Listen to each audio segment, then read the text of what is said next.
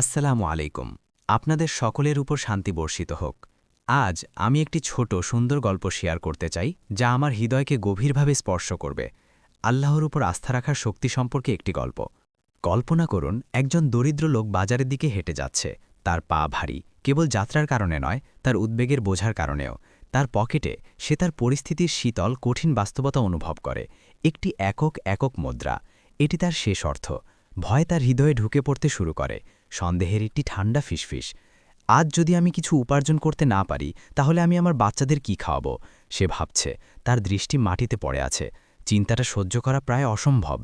কিন্তু তারপর তার ভেতরে কিছু একটা পরিবর্তন আসে। হঠাৎ সে হাঁটা বন্ধ করে দেয়। সে মাথা তুলে তাকায়, তার চোখ উপরের বিশাল খোলা আকাশের দিকে।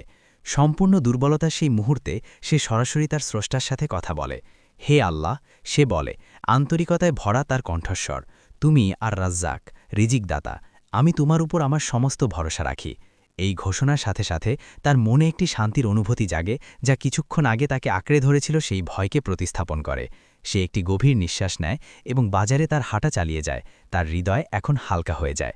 যখন সে আসে, তখন সে কোনো বিরাট সুযোগ বা হঠাৎ করে কোনো অলৌকিক অনুগ্রহ খুঁজে পায় না, বরং সে একটি ছোট তুচ্ছ কাজ খুঁজে পায় যা করার দরকার। এটা খুব বেশি কিছু নয়, কিন্তু এটা একটা সুযোগ। সে মাথা নিচু করে কাজ শুরু করে, কাজে তার সমস্ত শক্তি ঢেলে দেয়।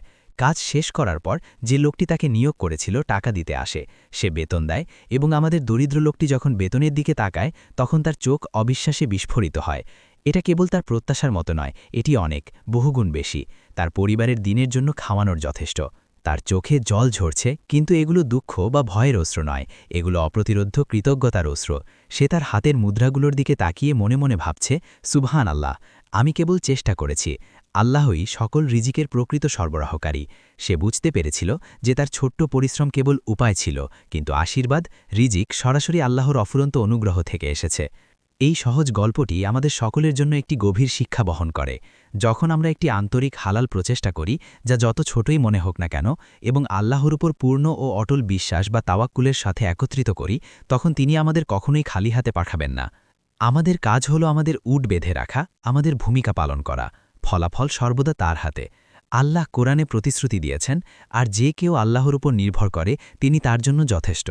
তাই ভয় ও অনিশ্চয়তার মুহূর্তগুলিতে আসুন আমরা এই ব্যক্তি এবং তার মুদ্রাকে স্মরণ করি।